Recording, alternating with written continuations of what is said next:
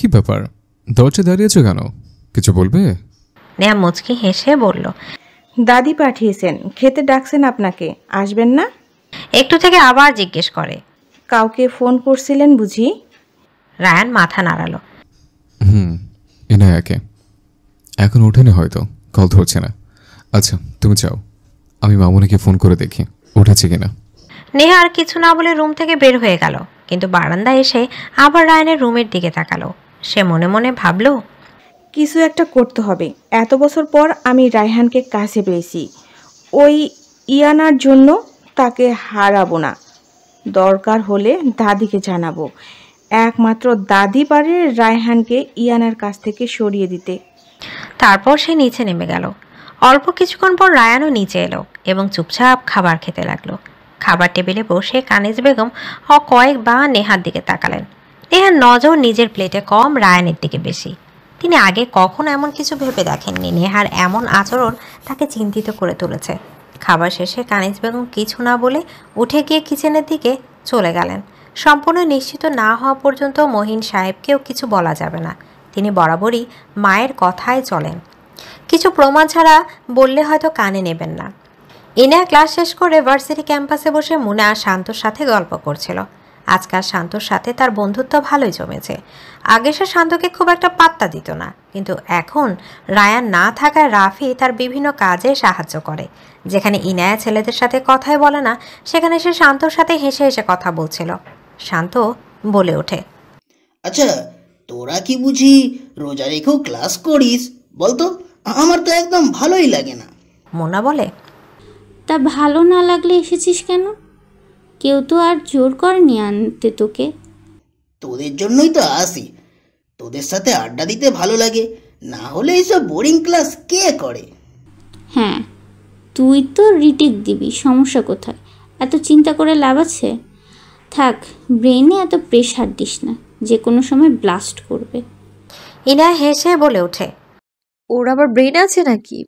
দূর থেকে নাহিদ এসব দেখছিল। সে সঙ্গে সঙ্গে ফোন বের করে রায়ানকে জানিয়ে দেয়।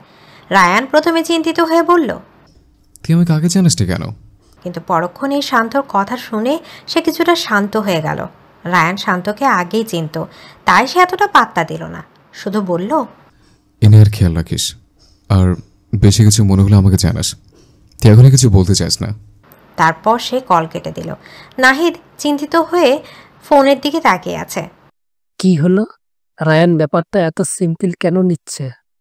আমি শিওর ওই ছেলের মতলব ভালো না।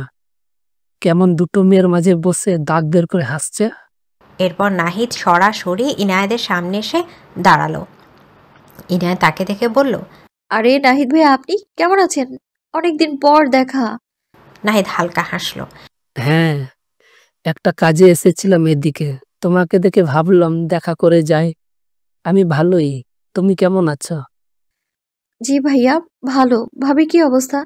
দেখা করবেন না আমাদের সাথে? নিশ্চয়ই একটু সময় লাগবে, আগে সব ঠিকঠাক করে হয়ে যাক। এরপর নাহিদ একবার শান্তর দিকে তাকালো, তারপর ইনার দিকে। কি ব্যাপার ইয়ানা, ছেলে বন্ধু? বাহ, মারামারি ছেড়ে দিয়েছ বুঝি? ইনার ভ্রু কুঁচকে গেল। আপনি কি আমায় খোঁচা দিচ্ছেন?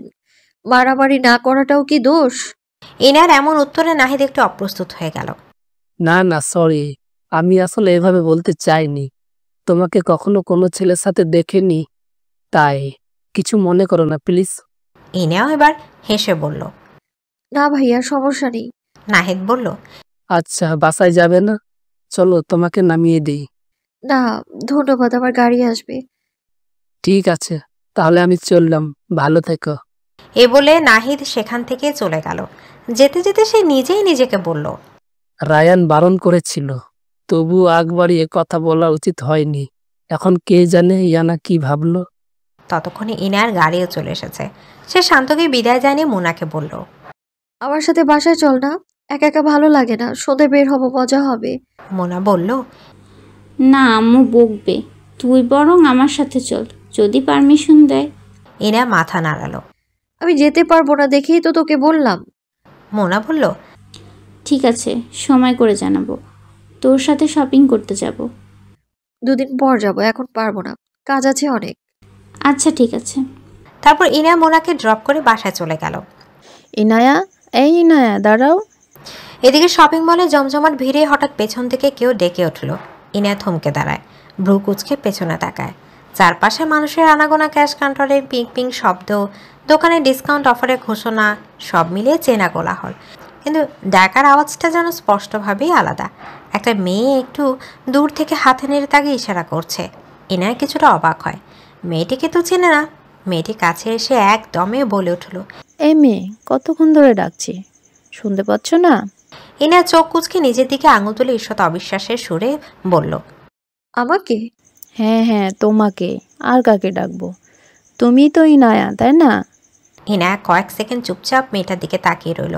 লম্বা ফর্সা চুলগুলো ছোট করে কাটা, পরনে স্টাইলিশ টিপ আর জিন্স। বয়স 24 থেকে 25, হাতে শপিং ব্যাগ, মনে হচ্ছে কিছুক্ষণ আগেই কেনাকাটা করেছে। কিন্তু ইনায়ার মনে পড়ছে না এই মেয়েটিকে সে আগে কোথাও দেখেছে। তাহলে মেয়েটি তাকে চিনল কিভাবে, নামই বা জানে কিভাবে? সে কিছুটা দ্বিধায় পড়ে বলল, আপনি কে? ঠিক চিনতে পারলাম না। আর আমাকে ডাকছেন কেন? আমার নামই বা জানলেন কি করে? মেয়েটি হাসলো, যেন পুরো ব্যাপারটা খুব স্বাভাবিক। আরে, এত সব প্রশ্ন একসাথে করলে কোনটার উত্তর দেব? একটু ধীরে চলো, সব বলছি। ইনায়া এবার জিজ্ঞাসাসুকো দৃষ্টিতে মেয়েটির দিকে তাকিয়ে আবার বলে উঠল, আপনি কি চেনেন আমায়? তুমি তো রায়ানের বোন, তাই না? না, আমি কাজিন। আমার কোনো ভাই বোন নেই। আমি আমার বাবার একমাত্র মেয়ে, বুঝলেন? কাজিন তো কি হয়েছে, বোন তো নাকি? আজব তো, আপনাকে না একবার বললাম আমি কারো বোন না। আচ্ছা, বুঝেছি। ঠিক আছে, বাদ দাও। এসব পরিচয় না হলে নাই দিলাম। তোমার রাগ করাটাই স্বাভাবিক। হাই, আই এম তাসফিয়া, রায়ানের ফ্রেন্ড।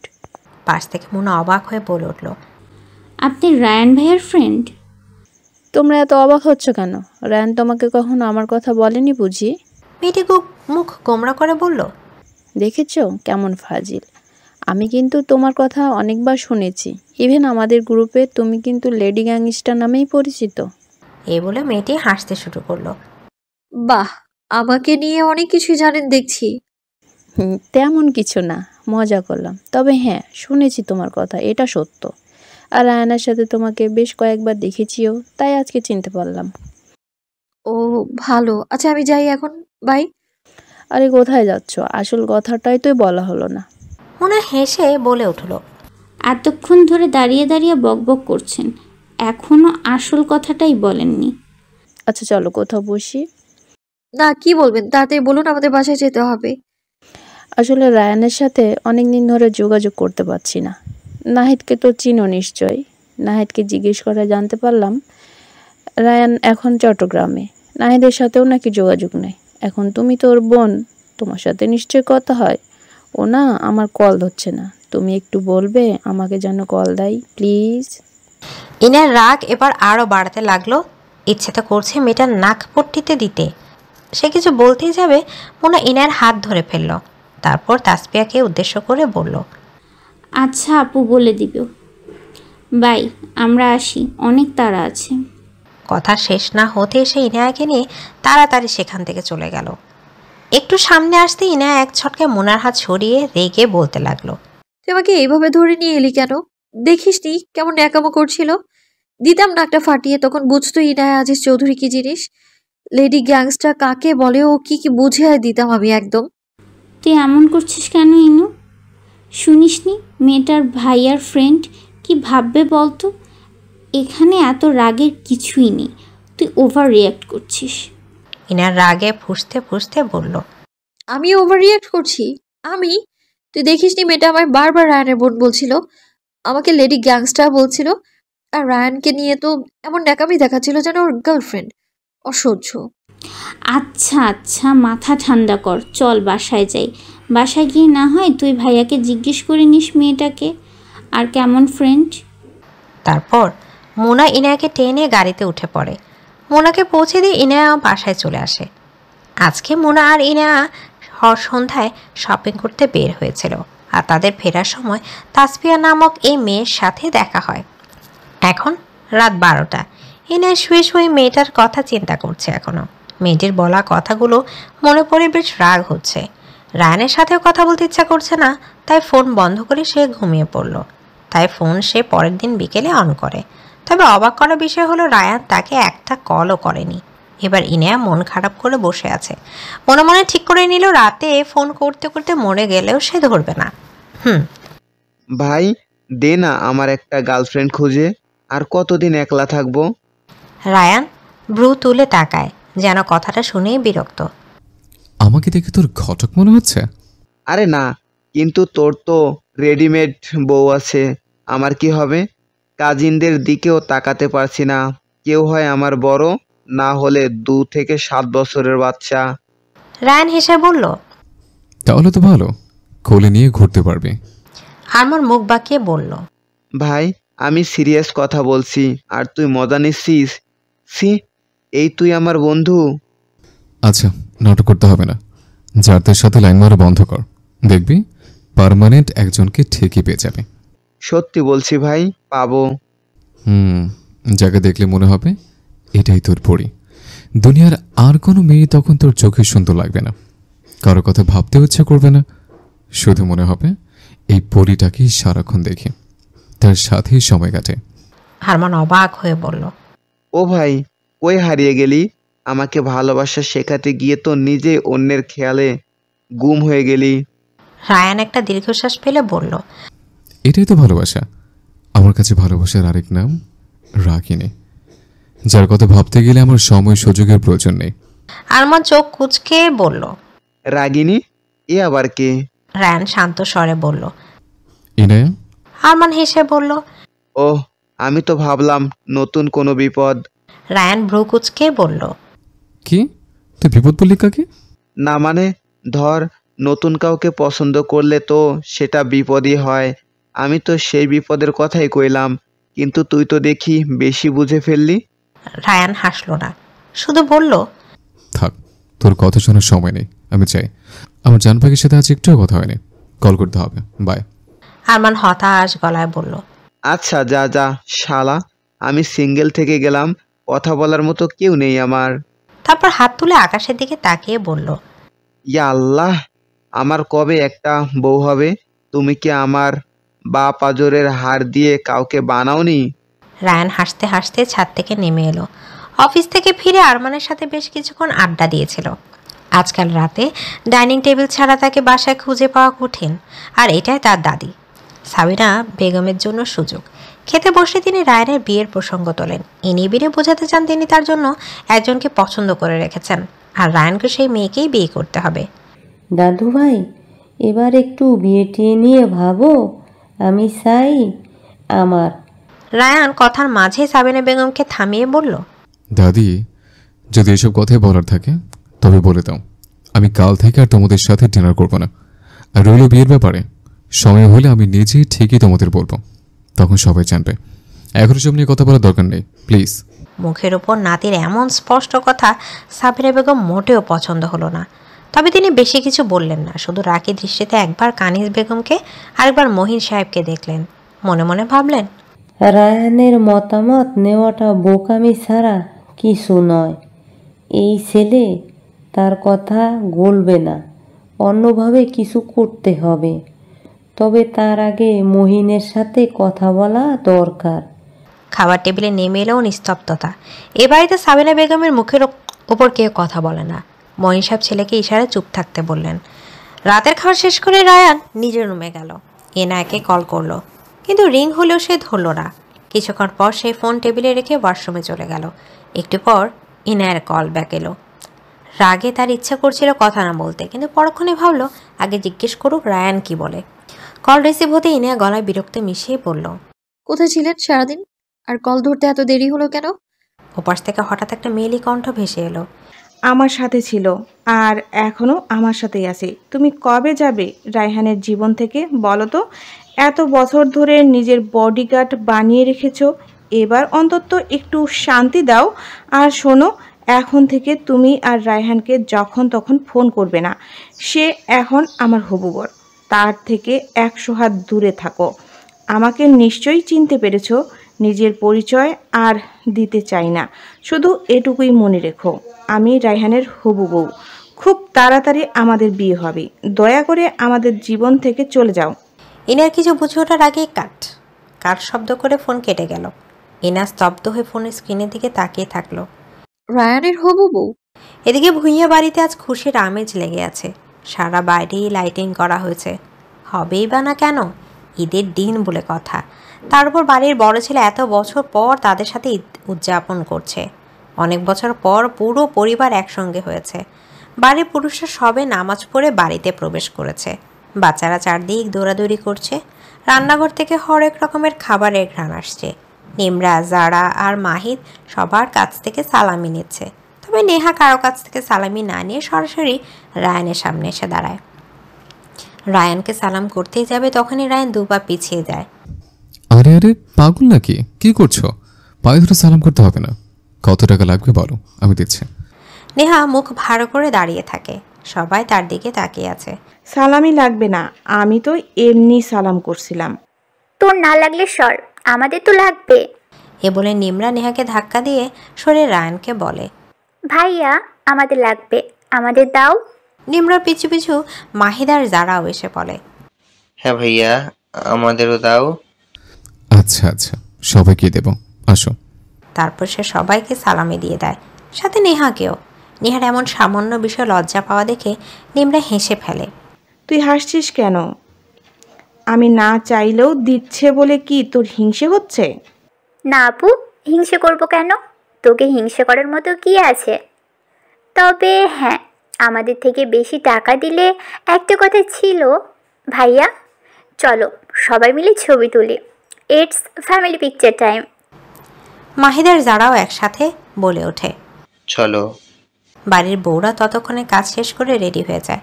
মর্জিনা বেগম বলেন, ছবি পরে তুলো, আগে কিছু খেয়ে নাও। কাজনিস বেগম আর মর্জিনা বেগম মিলে সবাইকে নাস্তা দেওয়া শুরু করে। খাওয়া দাওয়া শেষে সবাই একসাথে অনেকগুলো ছবি তোলে। নিমরা আর মাহিদ রায়ানকে জোর করতে থাকে ঘুরতে নিয়ে যাওয়ার জন্য। যারা বরাবরই শান্ত প্রকৃতির, একদম নিজের মায়ের মতো।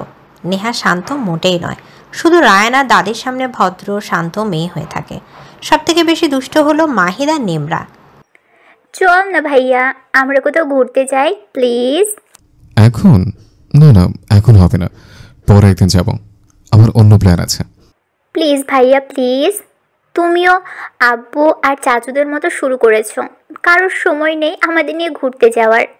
প্রমিস, অন্যদিন নিয়ে যাব, আজকে না। কেমন? আমি একটু পর বের হব।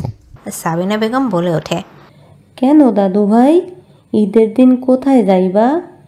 পরিবারের লগে এত বছর পর ঈদ করতাছ, কোথাও যাওন লাগবো না, আজকে বাড়িতেই থাকো। বিকেলে আমরা হালি শহর যাব, কাছের রাস্তা, সবাই মিলে গেলে ভালো লাগবে। হালি শহর হলো সাবিনা বেগমের ভাইয়ের এবং নাজমা বেগমের বাবার বাড়ি। নিমরা তো খুশিতে আত্মহারা, নানা বাড়ি যাবে বলে। তবে নেহা তাকিয়ে থাকে রায়ানের উত্তরের আশায়, সে যাবে কিনা।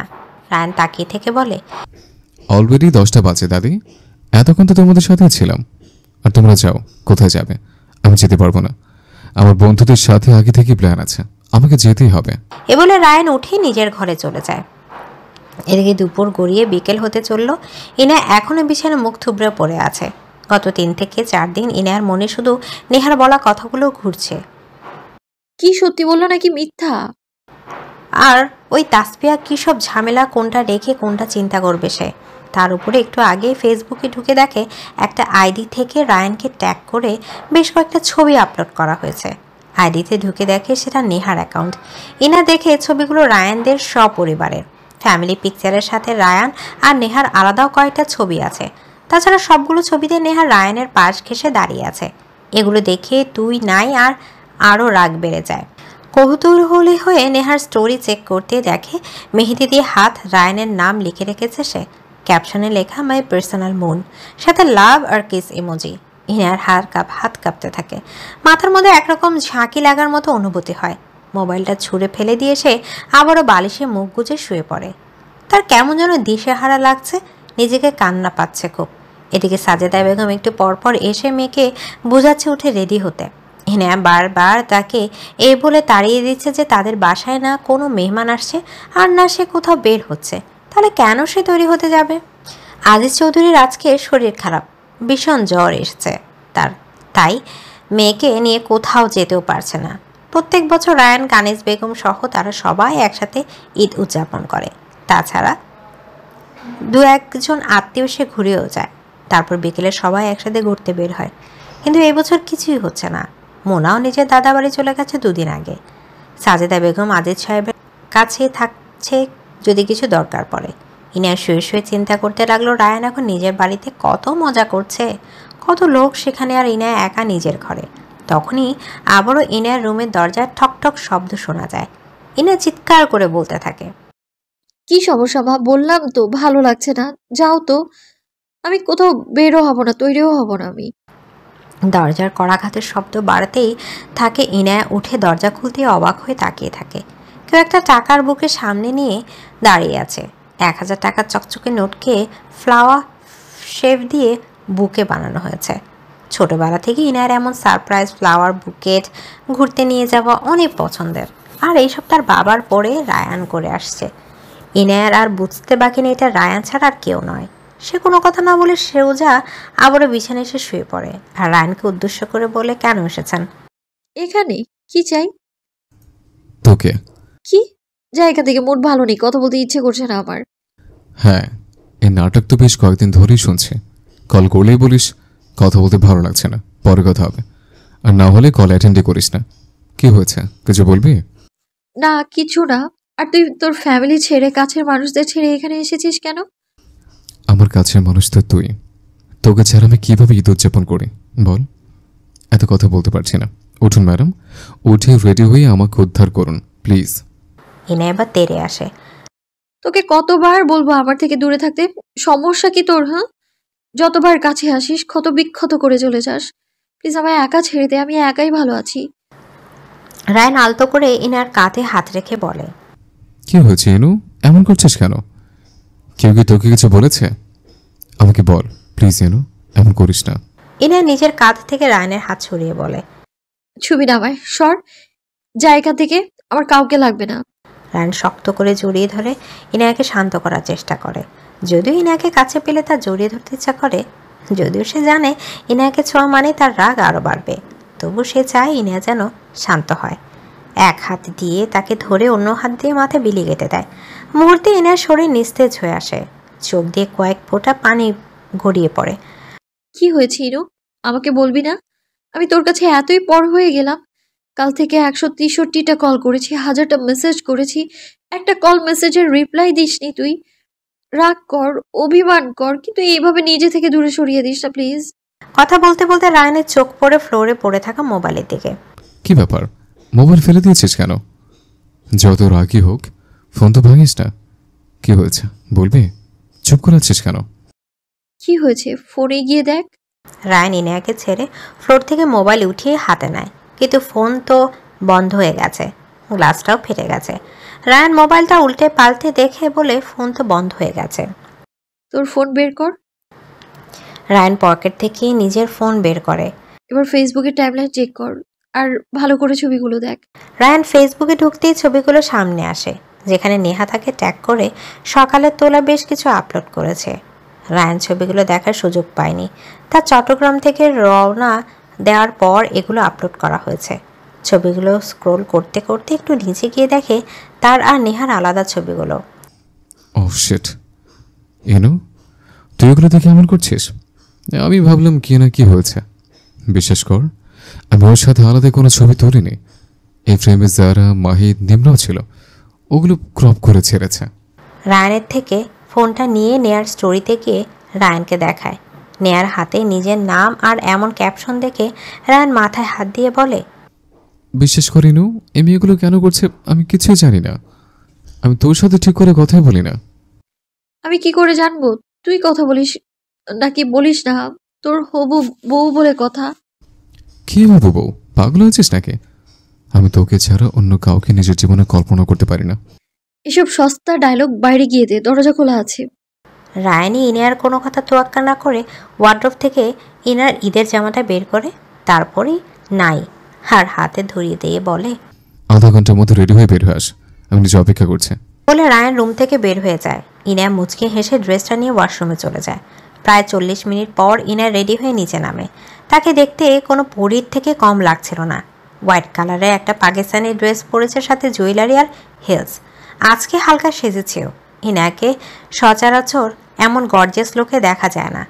রায়ানকে তার দিকে হা করে তাকিয়ে থাকতে দেখে আজকে যেন চোখ সরাতে ইচ্ছা করছে না। মুখ বন্ধ কর, নয়তো মাছি ঢুকে পড়বে। এই বলে ইনিয়া হেসে ওঠে। বাড়ির সবাই নেহার রুমে ভিড় জমিয়েছে। নেহা অজ্ঞান হয়ে বিছানায় পড়ে আছে। নাজমা বেগম উদ্বিগ্ন হয়ে তার কপালে পানি ঢালছেন। মাঝে মাঝে ভেজা কাপড় চেপে ধরছেন। পাশেই নুরুদ্দিন সাহেব বসে আছেন, মুখটা চিন্তায় গম্ভীর। সাবিনা বেগম খাটের পাশে একটা চেয়ারে হেলান দিয়ে বসে আছেন, চোখে মুখে ক্লান্তির ছাপ। বাকিরাকে চুপচাপ দাঁড়িয়ে কেউ ফিসফিস করে নিজেদের মধ্যে কথা বলছে। নেহা টানা 3 দিন ধরে খাওয়া দাওয়া একদম বন্ধ। ঈদের দিন রাতে হালি শহর থেকে ফিরে এসে নিজেকে ঘরবন্দি করে ফেলেছে। বাড়ির কারোর সাথে কোনো কথা বলছে না। নেহাকে সবাই শান্ত ভদ্র মেয়ে হিসেবে জানে। তার হঠাৎ এমন আচরণের কারণ কেউই বুঝতে পারছে না। সবাই এ ব্যাপারে খুবই চিন্তিত।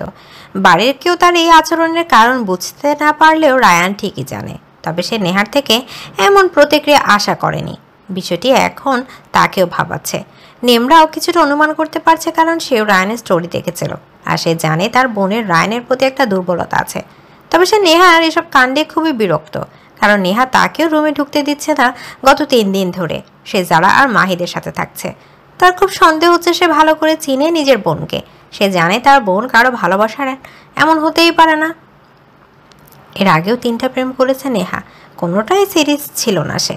এখন হঠাৎ কেন এমন করছে বুঝতে পারছে না নিমরা। কিছুক্ষণের মধ্যে ডাক্তার ফারুক চলে এলেন। নাজমা বেগম উঠে ডাক্তারকে জায়গা করে দিলেন। তিনি দ্রুত নেহার চেক আপ শুরু করলেন। প্রথমে থার্মোমিটার দিয়ে জ্বর মাপতে লাগলেন। ডাক্তার অবাক হয়ে থার্মোমিটারের দিকে তাকিয়ে রইলেন।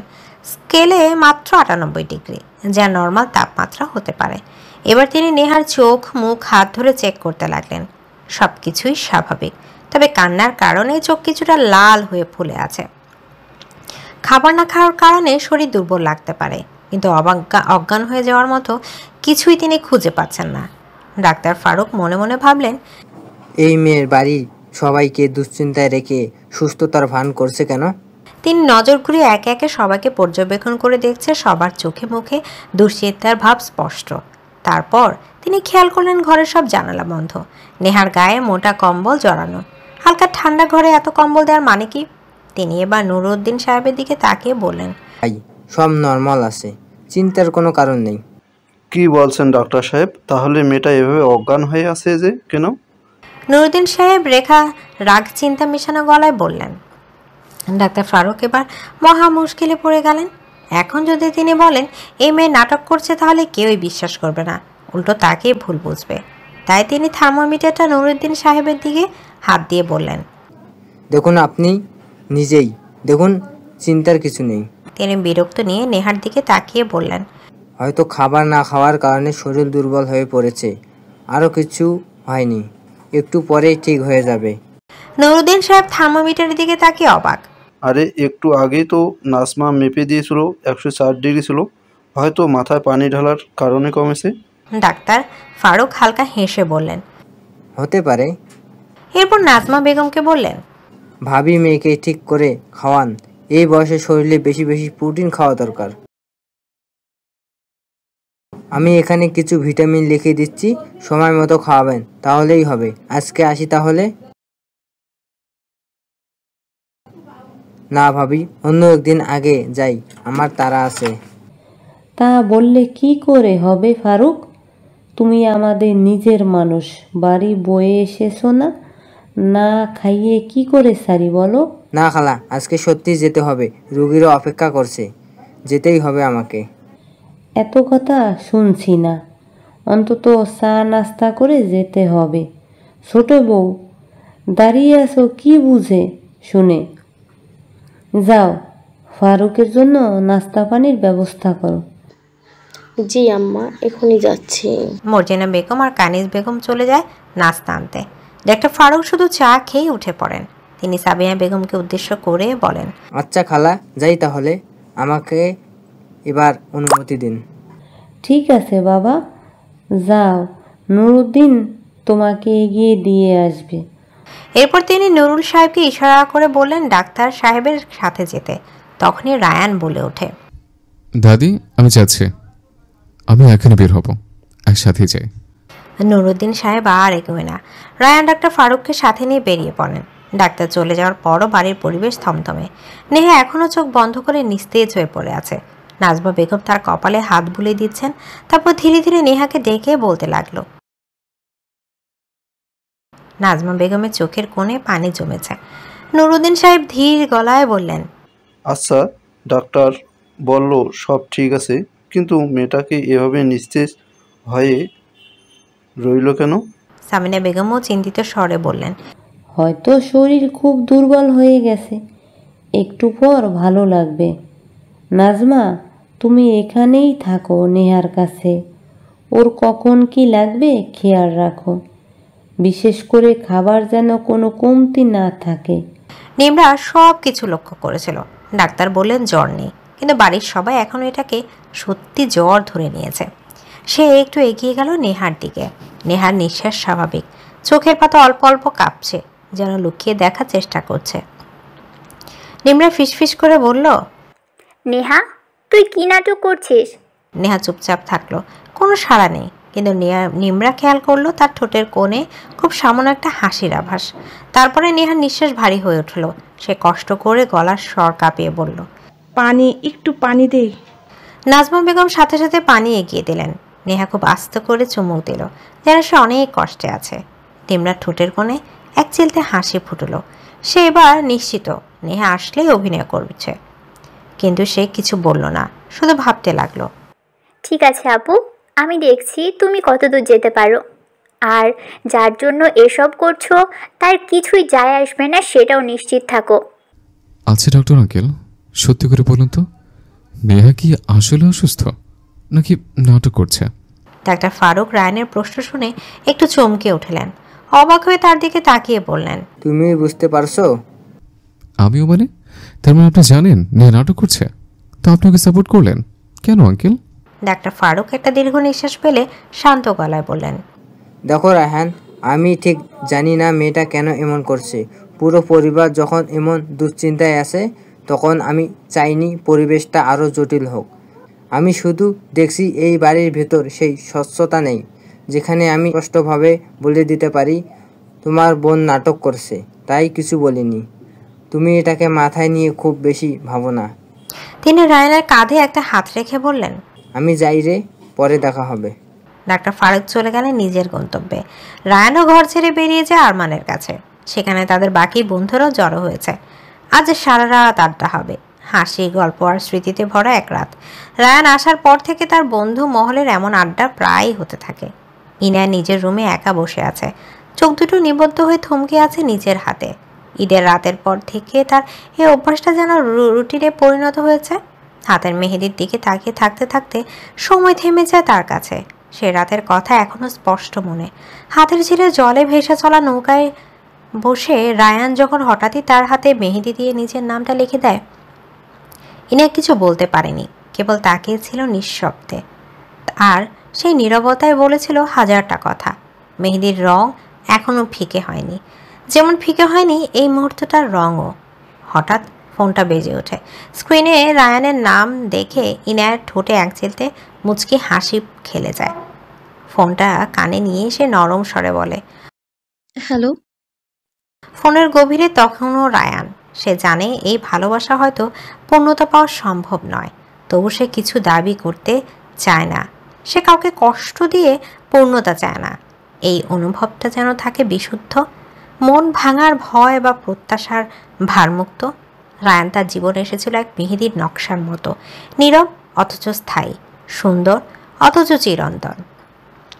প্রায় 2 ঘন্টা হয়েছে মহিন সাহেব সাবিনা বেগমের রুমে গিয়েছেন। বাড়ির সবাই উদ্বিগ্ন হয়ে জানার জন্য যে আছে মা ছেলের মধ্যে কি এমন গুরুত্বপূর্ণ আলাপ চলছে। কারো সেখানে যাওয়ার অনুমতি নেই। রায়ান আর তার ছোট চাচা বাড়িতে নেই, দুজনে অফিসে নতুন প্রজেক্ট নিয়ে ব্যস্ত। কিছুক্ষণ পর নুরুল সাহেবের ডাক পড়তে শোনা গেল। এমন আরও 1 ঘন্টা আলোচনার পর মহিন সাহেব বের হয়ে এলেন। মুখ দেখে বোঝা যাচ্ছে না খুশি নাকি নারাজ, তবে বোঝা গেল গুরুত্বপূর্ণ কোনো সিদ্ধান্ত নেওয়া হয়েছে। না হলে সাবিনা বেগম এমন আলাদা হয়ে আপ্যায়ন করার জন্য ডাকতেন না। মহিন সাহেব নিজের রুমে চলে গেলেন, আর পিছু পিছু ছুটছে কানিজ চৌধুরী। তিনি রুমে গিয়ে খাটের এক কোণে বসে পড়লেন। পাশেই দাঁড়িয়ে কানিজ বেগম। দেখো কানিজ, প্লিজ এখন কিছু জিজ্ঞেস করো না, সময় হলে জানতে পারবে। ঠিক আছে, যদি তোমাদের এই আলোচনা আমার আর আমার ছেলের সাথে সম্পর্ক না হয় তবে তোমাদের একটা শব্দও বলতে হবে না। এতক্ষণ তো তোমার আর তোমার মায়ের কি কথা হয়েছে তা জানার বিন্দুমাত্র আগ্রহ আমার নেই। তিনি শান্ত গলায় স্ত্রীকে বললেন, তোমার ছেলে রায়ান কি ছেলে আর নয়ন কানিজ?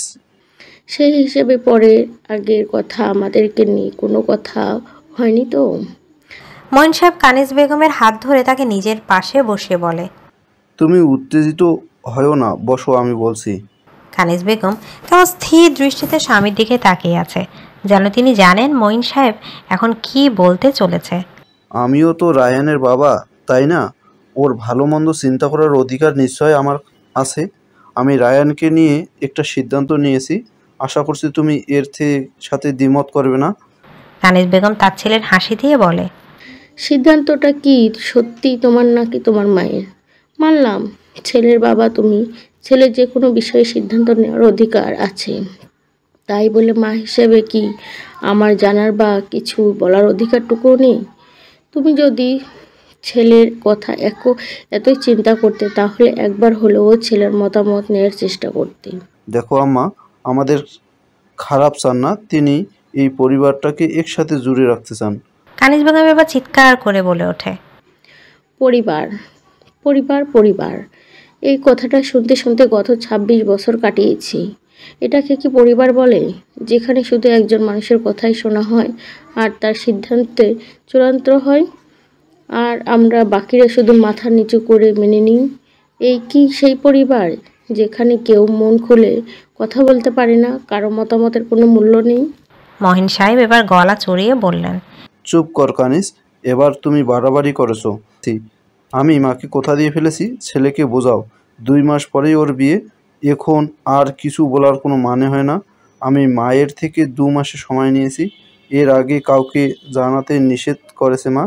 রায়ানকেও এখন কিছু বলো না, ওর কাজ শেষ হলে আমি আমার ছেলেকে ঠিক বুঝিয়ে নেব। এ বলে তিনি দরজা খুলে বের হয়ে গেলেন। ঘরে নিস্তব্ধতা নেমে এলো। কানিজ বেগম চুপচাপ বসে চোখের পানি ফেলতে লাগলেন।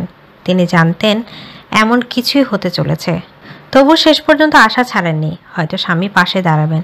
কিন্তু আজ আবারও 3টা জীবন নষ্ট করার যুদ্ধ শুরু করে দিলেন সাবিনা বেগম। আর মাত্র 1 সপ্তাহ পরে পরীক্ষা, কি করবো আমি? আমার তো কিছুই পড়া শেষ হয়নি। ইনু, এই বইটা রাখ না, আমাকেও একটু সাজেশন দে, আমার তো কিছুই হচ্ছে না। ইনায় বিরক্ত হয়ে মুনার দিকে তাকিয়ে বলে, কি হয়েছে মুনা? নিজেও পড়ছিস না, আমাকেও পড়তে দিচ্ছিস না, না পড়লে সিলেবাস শেষ হবে কি করে? মুনা ঠোঁট ফুলিয়ে বলে, তুই এমনটা বলতে পারলি? কি করব বল, আমার তো পড়ার একটু ইচ্ছে নেই। বাবাইটা যদি আমার বিয়ে দিয়ে দিত ভালোই হতো বল, পড়ালেখার ঝামেলাটা অন্তত শেষ হতো। ওকে, আমি আন্টি আঙ্কেলকে বলবো তাদের মেয়ে পড়বে না, যেন বিয়ে দিয়ে দেয়। সত্যি বলবি? ছি মোনা, তোর একটুও লজ্জা করছে না? লাইব্রেরিতে বসে বিয়ের দোয়া করছিস। না করছে না, তোর তো চিন্তা নেই, সিলেবাস শেষ করে ফেলেছি ঈদের আগেই, তাছাড়া বড় রেডি। ও আচ্ছা, বরটা কি শুনি? আমার সাথে নাটক করছো বেবি? মেহেদিরাঙা হাতে কার নাম লিখেছিলে মনে নেই? চুপ, পড়, এটা লাইব্রেরি আড্ডা দেওয়ার জায়গা না।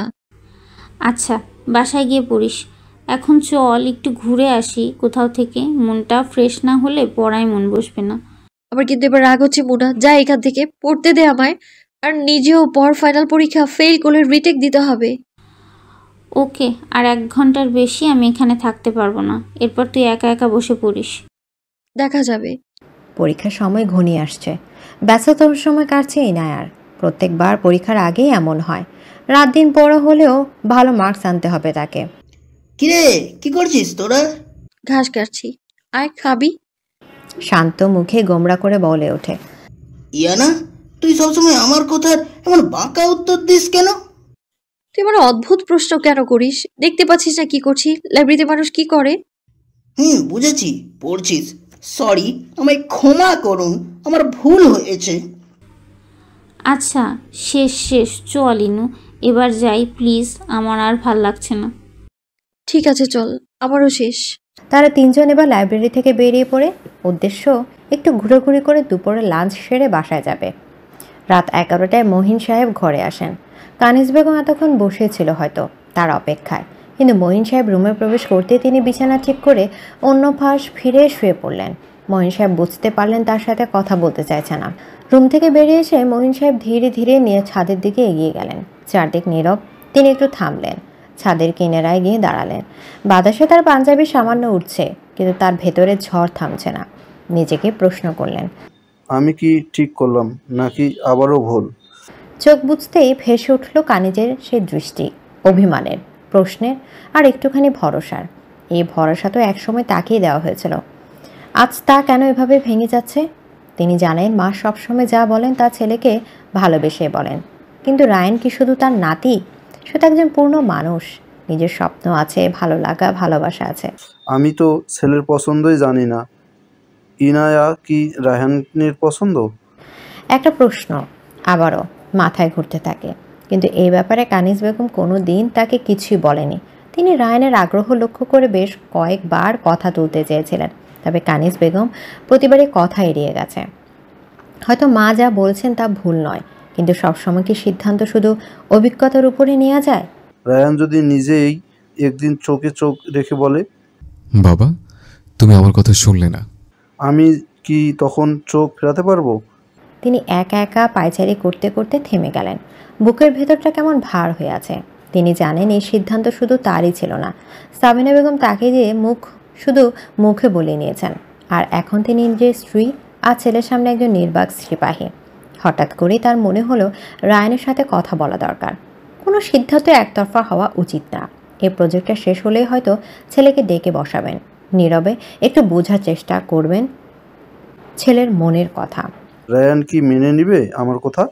এদিকে এপ্রিলের এই অসহ্যকর গরম, সূর্যি মামা যেন পণ করেছে ব্রাইটনেস না কমানোর। পরীক্ষা শেষ করে ক্যাম্পাসে বসেছে দুই বান্ধবী। আজ ইনিয়াদের পরীক্ষার প্রথম দিন ছিল। মাথার উপর দুপুরের কড়া রোদ সহ্য করতে না পেরে মোনা উঠে দাঁড়িয়ে পড়ল। তুই বসে থাক, আমি চলে যাচ্ছি। কেন, তোর আবার কি হলো? মাত্রই তো বসলাম, একটু জিরোতে দে। জিরোবি ভালো কথা, তাই বলে আমার ঠাড়া পড়া রোদের মধ্যে?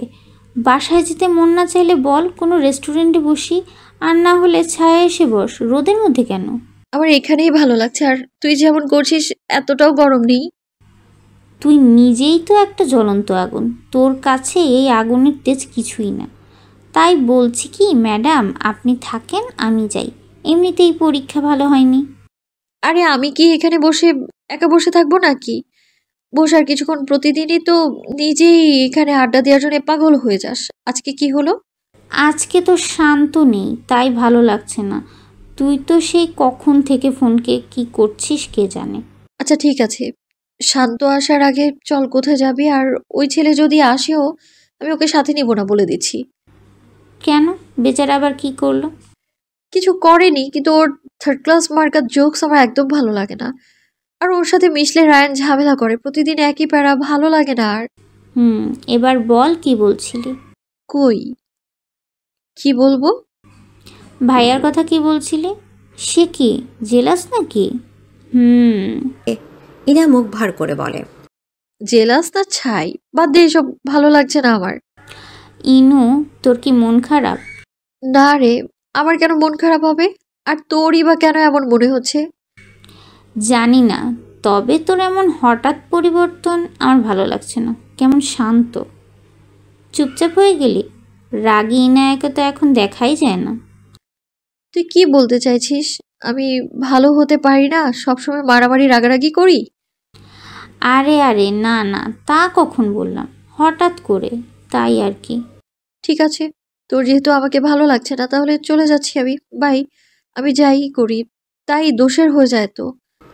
এই বলে ইনা উঠতে নেয়।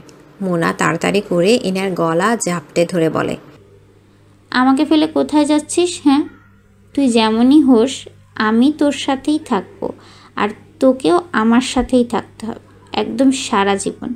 ইনা এবার হেসে বলে, মোনার গাল চেপে ধরে বলে, অনেকদিন মারামারি করিনি, হাত চুলকাচ্ছে, চল তো আজকে তোকে দিয়ে হাত সাফাই করি, কি বলিস? মোনা এক লাফে 2 কদম পেছনে চলে যায়। না না, একদম না, আমি এসবে নাই, কাছে আসবি না। ইনা অবাক হওয়ার ভান করে বলে, কি বলছো? তুমি না আমায় ছেড়ে যাবে না?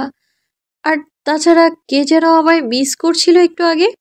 মোনা পেছাতে পেছাতে বলে, ইনু জান আমার, তুই না ভালো হয়ে গেছিস, এমন করে চলে না সোনা। চল বাসায় যাই, তোমার উপর বোধহয় শেওড়া গাছের ওই খাচ্চর পেতনিটা ভর করেছে। ইনা এবার সত্যিই রেগে যায়। তাকে কিনা শেওড়া গাছের পেতনি বলছে, এটা কি মেনে নেওয়া যায়? ইনা মোনাকে ধরতে গেলে মোনাও দৌড়ে পালায়। দুজনের কিছুক্ষণ মজা করে বাসায় চলে যায়। এদিকে আরমান অফিসের লাঞ্চ ব্রেকে পাশেই একটা রেস্টুরেন্টে এসেছে খাবার খেতে। ভেতরে ঢুকতে তার চোখ যায় কোনায় একটা টেবিলে। সেখানে একটা ছেলে আর মেয়ে বসে আছে। আরমান একটু সামনে এগিয়ে যেতে দেখে তার সন্দেহ সত্যি হয়। সে পকেট থেকে ফোন বের করে কয়েকবার ছবি তুলে নেয়। আরমান হঠাৎ মেয়েটির সামনে গিয়ে টেবিলে হাত রেখে দাঁড়িয়ে বলে, তুমি এখানে কি করছো? তোমার তো এখন ভার্সিটিতে থাকার কথা, তাই না? আর আরাম ভাই, আপনি এখানে? নেহা ভয়ে ভয়ে ঘামছে। দেখিয়ে বোঝা যাচ্ছে তার মুখ দিয়ে কথা বের হতে কষ্ট হচ্ছে। কেন, আমি কি এখানে আসতে পারি না? নাকি এখানে শুধু কাপলরাই আসে? আপনি এসব কি বলছেন? এখানে কে কাপল? আরমান মুখে হাত দিয়ে বলে, ওহ সরি, তোমরা কি কাপল নও বুঝি? না, আসলে এটা তো জাস্ট আমার ক্লাসমেট, আর কিছুই না। পাশে থাকা ছেলেটি এবার চিৎকার করে বলে ওঠে, কি? আমি তোর ক্লাসমেট? তারপর আরমানের দিকে তাকিয়ে বলে, দেখেন ভাই, আপনি হয়তো আমাকে চেনেন না, বাট আমি আপনাকে চিনি। আপনি নেহার নেইবার, রাইট? নেহার সাথে আমার গত 3 বছরের সম্পর্ক। সে মাঝে মাঝে এই বাহানা খুঁজে এমন ফ্রেশ আপ ব্রেকআপ করার, কিন্তু আমি তাকে এত সহজে ছাড়ছি না। এখন সে আমাকে এখানেই এনে থ্রেট দিচ্ছে। আপনি প্লিজ ওকে বুঝিয়ে দিন, সবার সাথে এমন প্রতারণা করা ছাড়ার পাওয়া যায় না। পারলে ওর পরিবারকে জানিয়ে দেবেন। আসি, আজ অন্যদিন দেখা হবে। কথা শেষ করে ছেলেটা রেগে সেখান থেকে চলে যায়। ছেলেটা যেতেই নেহা যেন প্রাণ ফিরে পেয়েছে। সে আচমকা আরমানের হাত ধরে বলে, প্লিজ আরাম ভাইয়া, বাসার কাউকে বলবেন না প্লিজ। রায়হান ভাইকেও তো একদমই না, প্লিজ ভাইয়া। এই ছেলেটা মিথ্যা বলছে, বিশ্বাস করুন। আমি তো ওকে বুঝাচ্ছিলাম। আরমান এক ঝটকা নেহার হাত ছড়িয়ে দিয়ে বলে, তোমার মতো থার্ড ক্লাস মেয়ে আমি আর দেখিনি নেহা। সি, আমার ভাবতেই ঘৃণা লাগছে। কিছুদিন আমার পিছু ঘুরলে, এখন রায়ানের পিছনে পড়েছো। এত ছেলের সাথে রিলেশন করেও মন ভরেনি তোমার? যাকে দেখে তাকে ভাল লাগে কেন তোমার? নেহা দাঁড়িয়ে দাঁড়িয়ে কান্না করছে। আরমান নেহাকে আর কিছু না বলে নিজেও রেস্টুরেন্ট থেকে বেরিয়ে যায়। পুরো রুম অন্ধকার। টেবিলে মাথা রেখে 2 হাতের মাঝে মুখ গুজে পড়ে আছে রায়ান। রায়হান, আব্বু কি হয়েছে তোর? শরীর খারাপ? এই বলে কানিজ বেগম রায়ানের মাথায় হাত রাখতে রায়ান চমকে ওঠে। আম্মু, তুমি এখানে? তোর কি হয়েছে, এভাবে পড়েছিস? রায়ান টেবিল থেকে মাথা তুলতেই তিনি দেখেন রায়ানের হাতে ইনায়া আর রায়ানের অনেক পুরনো একটা ছবি। খুব বেশি না, 4 বছর আগের হবে। ছবিটা দেখতে তিনি চুপ হয়ে গেলেন। কিছুক্ষণের জন্য মনে হলো থমকে রইলেন। রায়ান কানিজ বেগমের চোখের সামনে হাত নাড়াতে নাড়াতে বলেন, কি হলো আম্মু, কই হারিয়ে গেলে? কানিজ বেগমের যেন ধ্যান ভাঙল। হ্যাঁ, কিছু না। তোর কি হয়েছে আম্মু? কিছু নেই কি চিন্তিত? আজকাল দেখছি কেমন ঘোরের মধ্যে থাকো। কেউ কিছু তোমাকে বলেছে? কানিজ বেগম কিছুটা হাসার চেষ্টা করে বলে, না, আমার কি হবে, তবে চিন্তা তো একটা আছে, সেটা হলো তোর বিয়ে। তার আগে বল, তুই এভাবে ঘর অন্ধকার করে টেবিলে ঘুমাচ্ছিস কেন? রায়ান হাত ঘড়ির দিকে একবার তাকিয়ে বলে, ও না, আসলে আমি বিকেলে এখানে বসেছিলাম, তখন তো বাইরে আলো ছিল, কখন ঘুমিয়ে পড়েছি মনেই নেই। তা মন কোথায় থাকে তোর? রায়ান এবার লজ্জা পাওয়ার অভিনয় করে মায়ের হাত ধরে তাকে পাশের চেয়ারে বসায়। তারপর বলে, মা, বুঝই তো। কানিজ বেগম কিছু বুঝতে না পেরে বিস্ময় দৃষ্টিতে ছেলের দিকে চেয়ে থাকে। রায়ানের কপালে হাত ঠেকিয়ে বলে, কি হয়েছে রে? তোর শরীর আসলেই ভালো তো নাকি? মেয়েদের মতো এমন লজ্জা পাচ্ছিস কেন? রায়ান বিরক্ত হয়ে কানিজ বেগমের হাত ছেড়ে দিয়ে বলে, ধুর মা, কোথায় ভাবলে মনের কথাটা তুমি খুলে বলবো, তা না তুমি কি শুরু করলে? আচ্ছা বল, কি বলতে চাস? না, এখন আর বলবো না, পরে আমার এই প্রজেক্টটা শেষ হোক, তখন সবাইকে বলবো। কানিজ বেগম কিছুক্ষণ রায়ানের দিকে তাকিয়ে থেকে উঠে চলে যেতে নেয়। তারপর আবার ফিরে রায়ানের দিকে তাকিয়ে বলে, রায়হান, আমি জানি তুই কি ভাবছিস। তোর মা আমি বুঝি সব। তুইও এখন বড় হয়েছিস, নিজের ভালো মন্দ বুঝতে শিখেছিস। যেটা সম্ভব না সেটা নিয়ে স্বপ্ন দেখা ভালো না। আমি চাই না তুই পরে কষ্ট পা। তুমি এইভাবে বলছো কেন মা? ইনায়া এতটাও খারাপ না যে তোমার ওকে মেনে নিতে এত কষ্ট হবে। তাহলে কেন বারবার এমন কথা বলো? কানিজ বেগম একটা দীর্ঘশ্বাস ছেড়ে বলে, দেখ হিয়ানা, আমার রক্ত, আমার ভাইয়ের একমাত্র মেয়ে। আমি ওকে কম ভালোবাসি না। যদি ওর মধ্যে এই পরিবারের থাকার মতো 1% সহ্য ক্ষমতা থাকতো, আমি নিজে ওকে বউ করে ঘুরে আনতাম। কিন্তু এখন আর আমি চাইলেও সেটা পারবো না। ভালো হবে তুই যদি নিজের মাথা থেকে এসব চিন্তা বাদ দিয়ে দিস। কথা শেষ করে কানিজ বেগম আর এক মুহূর্ত না দাঁড়িয়ে রায়ানের কক্ষ থেকে বের হয়ে চলে আসে। ড্রয়িং রুমে সাবিনা বেগম বসে পান খাচ্ছে। পাশে বসে নেহা পা টেপে দিচ্ছে। তিনি কিছুক্ষণ দাঁড়িয়ে নেহাকে দেখে মনে মনে বলেন, একদম মায়ের মতো হয়েছে। নেহা কানিজ বেগমকে দেখে সৌজন্যমূলক একটা মুচকি হাসি দেয়। তিনি সেদিকে না তাকিয়ে সোজা কিচেন রুমে চলে যায় রায়ানের জন্য কপি করতে। নেহা মুখ কালো করে সাবিনা বেগমকে উদ্দেশ্য করে বলেন, দাদি, বড় মা আজকাল আমাকে পছন্দ করছেন না মনে হয়। উনি কি চান না আমার সাথে রায়হান ভাইয়ের বিয়ে হোক? ওর চাওয়া না চাওয়া কি এসে যায় রে? আর তোকে এত দিকে নজর দিতে কে বলেছে? তুই শুধু আমার দাদু ভাইয়ের খেয়াল রাখ। বেটা ছেলের মন যত্ন পাইলে ঠিক গইলা যাইব। এদিকে আকাশ জুড়ে অসংখ্য তারা ঝিকিমিকি করছে, ঠিক যেন ছোট ছোট আলোর দীপাবলি। মাঝ আকাশে এক টুকরো পূর্ণা চাঁদ থমকে আছে। তার নরম সাদা আলো ছড়িয়ে পড়েছে ছাদের প্রতিটা কোণে। তার নরম সাদা আলো ছড়িয়ে পড়েছে ছাদের প্রতিটা কোণে। সে আলো এসে পড়েছে রায়ানের মুখে, কাঁধে, চোখে, আরও নিঃসঙ্গ করে তুলেছে তাকে। রায়ান ছাদের সোফায় চুপচাপ শুয়ে আছে। পায়ের পাতা দুটো ঝুলছে সোফার হাতল বেয়ে নিচে। চারপাশ মৃদু ঠান্ডা হাওয়া বইছে, নিঃশব্দ নরম। চারপাশ যত শান্ত হোক, রায়ানের বুকের ভেতর ঠিক উল্টো। সেখানে যেন এক অজানা আগুন জ্বলছে দিকে দিকে করে। তার চোখ বারবার চলে যাচ্ছে ফোনের দিকে। হয়তো একটা মেসেজ, একটা কল। এই অপেক্ষা যেন চাঁদের আলোতেও আরও তীব্র হয়ে উঠেছে। রাতটা অপার্থিব সুন্দর, কিন্তু চাঁদের এই শান্ত আলোয় রায়ান খুঁজে পাচ্ছে না শান্তি, শুধু বাড়ছে একটানা অপেক্ষার ভার। আরমান রায়ানের দিকে কিছুক্ষণ তাকিয়ে থেকে হতাশ কণ্ঠে বলল, ভাই, রাত 3টা বাজে, আর কতক্ষণ এভাবে থাকবি? নিচে গিয়ে ঘুমা এবার, সকালে অফিস যাবি না? রায়ান বিরক্ত হয়ে বলে ওঠে, তুই যা তো, তোকে কে বলেছে আমার সাথে এখানে বসে থাকতে? আরমান হালকা বিরক্তি চেপে শান্তভাবে বলল, এমন কেন করছিস রায়ান? পরশুদিন তো কথা বললি ওর সঙ্গে। হয়তো ও এখন পরীক্ষার জন্য ব্যস্ত, তাই কথা বলছে না। এখানে এত রিয়্যাক্ট করার কিছু নেই। তুই ওভার অ্যাক্টিং করছিস। এবার প্লিজ ঘরে যা। রায়ানের ধৈর্যের বাঁধ যেন ভেঙে যায়। সে গর্জে উঠে বলে, তোকে তো বললাম চলে যেতে, কেন এখানে বসে আমার মাথা খাচ্ছিস বলতো? আরমান যেন গত 2 ঘন্টা ধরে রায়ানকে বোঝাচ্ছে, তবে কে শোনে কার কথা? রায়ান নিজের শোকে একেবারে নিমজ্জিত। রাত 12টা ছাদে এসেছে, এখনও নিচে যাওয়ার নাম নেই। যবে থেকে ইনায়ার ইগনোর করা শুরু করেছে, রায়ানের যেন রাতের ঘুম হারাম হয়ে গেছে। কোনো কিছুতেই মন বসছে না। তার মনে হচ্ছে হয়তো তার মা ইনায়াকে কিছু বলে ফেলেছে, তাই ইনায়া এমন আচরণ করছে। রায়ান কল করলে ইনায়া রিসিভ করে না, মেসেজেরও কোনো রিপ্লাই দেয় না। এই কদিনে কেবল মামুনির ফোন থেকে যা একটু কথা হয়েছে, নাইলে এখন সরাসরি ইনায়ের সাথে যোগাযোগ করা অনেক মুশকিল হয়ে উঠেছে। রায়ানা প্রথমে ভেবেছে হয়তো সত্যিই ব্যস্ত, কিন্তু এখন আর তা মনে হচ্ছে না। ইনায়ের ব্যবহারেও এক ধরনের পরিবর্তন স্পষ্ট। চট্টগ্রামে আসার পর ইনায়ের চোখে যে অনুভব, যে মায়া রায়ান টের পেয়েছিল, তা যেন ধীরে ধীরে মুছে যাচ্ছে। নিজেকে এখন রায়ানের পাগল পাগল লাগে। তাই তো খাওয়া দাওয়া ঘুম সব ফেলে এভাবে ছাদে পড়ে আছে। আরমান কিছুক্ষণ বকবক করে শেষে ক্লান্ত হয়ে ছাদের কোণে সোফায় হেলান দিয়ে ঘুমিয়ে পড়ে। রায়ান চুপচাপ ফোনের ওয়ালপেপারে দেওয়া ইনায়ার শাড়ি পরা ছবিটার দিকে তাকিয়ে থাকে। পয়লা বৈশাখ উপলক্ষে রায়ান ইনায়ার জন্য এই শাড়িটা অনলাইন থেকে অর্ডার করেছিল। নিমরাট এসএসসি পরীক্ষা চলছে বিধায় ভূঁইয়া বাড়িতে নববর্ষ উদযাপন হচ্ছে না। আর ইনায়া এমনিতে এসব পালন করে না, তার এগুলো পছন্দ না।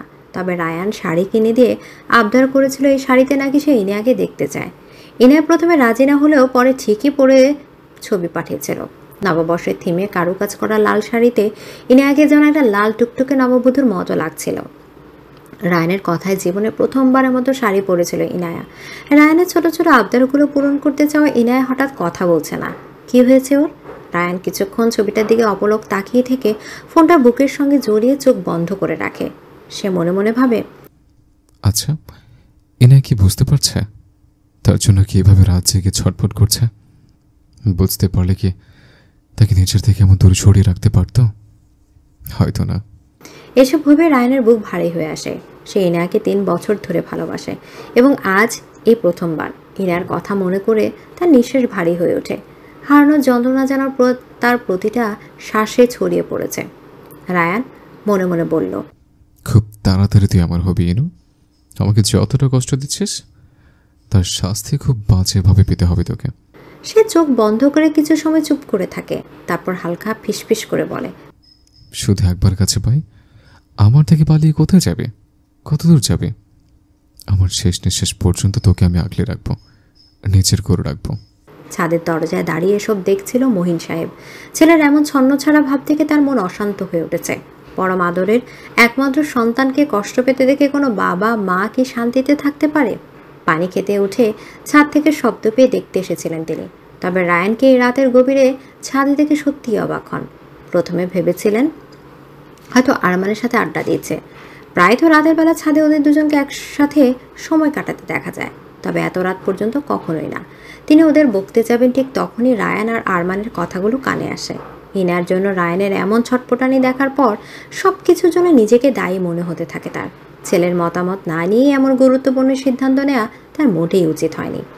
ইনায়াকে নিয়ে ওনার মনে এতদিন কিছু সন্দেহ ছিল, কিন্তু এখন সব শুনে ও বুঝে নিজের সিদ্ধান্তকে অপরাধের মতো মনে হতে লাগলো। তিনি কি সত্যি এত বড় ভুল করে ফেলেছেন? 3টা জীবন, রায়ান, ইনায় আর নেহা, এই একটি ভুল সিদ্ধান্তে কি সত্যি ধ্বংস হয়ে যাবে? ছাদের দিকে আর পা বাড়ানোর সাহস হয় না তার। মাথায় এলোমেলো সব চিন্তা নিয়ে ধীরে ধীরে নিচে নেমে যান মহিন সাহেব। সকাল সকাল উঠে নিজের রুমে পায়চারি করছে নেহা, মাঝে মাঝে আবার ড্রয়িং রুমে উঁকি দিচ্ছে, যেন কারো নিচে নামার অপেক্ষায় আছে। চিন্তায় পড়ে বারবার নখ কামড়াচ্ছে। ছি ছি আপু, কি করছিস সেটা? তুই আমার বোন হয়ে এমন খচ্চর অভ্যাস পেলি কোথা থেকে বলতো? নিমরার এমন নাক সিটকানো মন্তব্যে নেহার মেজাজ আরও গরম হয়ে যায়। সে রেগে উঠে বলে, আসছে একদম পরিষ্কারের দেবী। কি করছি আমি? সকাল সকাল এমন নাক ছিটকাচ্ছিস কেন? পরিষ্কারের দেবী নাই বা হলাম, তবে তোর থেকে 1000 গুণ ভালো বুঝেছিস। বাম হাতের নখ কামড়াচ্ছিস, আবার আমাকে জিজ্ঞেস করছিস কি করেছি। খাচ্ছস একটা। চুপ, একদম চুপ। যা এখান থেকে, গিয়ে দেখ তোর রায়হান ভাই নিচে নেমেছে কিনা। ভাইয়া ডাকতে কষ্ট হয় নাকি? ছ্যামড়া কোথাকার, তোর লজ্জা করে না ছেলেদের পিছনে এভাবে পড়ে থাকতে? এই নিয়ে 2 বার তো ভাইয়ের রুমের সামনে থেকেও ঘুরে এলি, তবুও এখানে দাঁড়িয়ে দাঁড়িয়ে উকিচুকি দিচ্ছিস। এখন আবার আমাকেও পাঠাচ্ছিস দেখতে। ছোট বোন হিসেবে তোর থেকে আমি কি শিখবো বলতো? নিমরা, ছোটর মতো থাক, এত পাকনামি করিস কেন তাহলে? এ বলে নেহা রাগে রুম থেকে বের হয়ে যায়। নিমরার সঙ্গে সে কখনোই ঝগড়া পেরে ওঠে না। শুধু ঝগড়ার জন্য না, এমনিতেও সে নিজের বোনকে সহ্য করতে পারে না, কারণ নিমরা তার সব সিক্রেট জানে আর সবসময় এটা ওটা বলে। তাছাড়া সবচেয়ে বড় কারণ নিমরা ইনার ফ্যান। নিজের আপন বোন যদি শত্রুপক্ষের হয় তাহলে সেটা কি সহ্য করা যায়? গতকাল রাতে নেহা রায়ানকে ছাদে যেতে দেখে। সেও রায়ানের পিছু পিছু গিয়েছিল, কিন্তু গিয়ে দেখে সেখানে আরমান বসে আছে। আরমানকে দেখেই ভয় পেয়ে যায় সে। সেদিন রেস্টুরেন্টের ঘটনার পর আরমানের সামনে সে আর যায়নি। সে বারবার আরমানকে রিকোয়েস্ট করেছে যেন বাড়ির কাউকে কিছু না বলে, তবে আরমান কোনো জবাব দেয়নি, উল্টো তাকে এড়িয়ে চলেছে। আরমানের ভয়ে আর ছাদের দিকেও পা বাড়ায় না সে। তখন কিছুক্ষণ দাঁড়িয়ে কথা শুনতে চেয়েছিল, কিন্তু কাজের কিছুই শোনা যায়নি। তাছাড়া কতক্ষণই বা দাঁড়িয়ে থাকা যায়? পা জোড়া যেন আর সা দেয়নি। নিচে এসেও বেশ অনেকক্ষণ অপেক্ষা করেছিল, তবে রায়ানকে নামতে না দেখে নিজের ঘরে ফিরে যায়। সারা রাত এই ভেবেই ঘুম হয়নি পাছে আরমান কিছু বলে না দেয়। বাড়ির সবাই নাস্তা করছে। নিমরা নাস্তা শেষ করে নুরুল সাহেবকে তাড়া দিতে থাকে। উফ বাবা, তোমার জন্য আমার দেরি হচ্ছে। আজকে শেষ পরীক্ষা, একদম দেরি করা যাবে না, তাড়াতাড়ি করো না। তোমার পরীক্ষা শেষ? আর 2 দিন পর প্র্যাকটিক্যাল, এরপর একদম ফ্রি আমি। ও আমাদের ইয়ানাও তো 2য় বর্ষের ফাইনাল চলছে। ওয়াও, দেখছো বড় মা, ইয়ানা আপু আর আমার কিন্তু অনেক মিল আছে। পরীক্ষার টাইমও কেমন মিলে গেল। না রে, ওর এখনো শেষ হয়নি। ওর পরীক্ষার তোমার পরে শুরু হয়েছিল। কাল শুনলাম মেয়েটার নাকি জ্বর হয়েছে, বেশ কিছুদিন হলো। আমাকে কিছু জানায়নি। ভাবছিলাম দেখতে যাব, যেহেতু তোমার পরীক্ষা প্রায় শেষ। আমার সাথে ঢাকায় চলো না, ঘুরে আসবে। তোমার তো কেউ যাও না। নিমরা চোখ চকচক করে ওঠে। সত্যি আমাকে নিবে তুমি? প্লিজ বড় মা, 2 দিন পরে যেও, আমিও যাব তাহলে, প্লিজ প্লিজ। কানিজ বেগম হালকা হেসে বলেন, আচ্ছা ঠিক আছে। নেহা তখন চুপচাপ বসেছিল সোফায়, চোখ দোতলা সিঁড়ির দিকে আটকে। নিমরা বের হওয়ার আগে নেহার কানের কাছে ফিসফিস করে বলে, ভাইয়া আজ দুপুরের আগে নিচে নামবে না, শুনেছি সারা রাত নাকি ছাদে ছিল, ঘুমোতে পারেনি। নেহা দাঁতে দাঁত চেপে রাগী দৃষ্টিতে নিমরার দিকে তাকায়। নিমরা ডোন্ট কেয়ার ভাব নিয়ে বেরিয়ে পড়ে।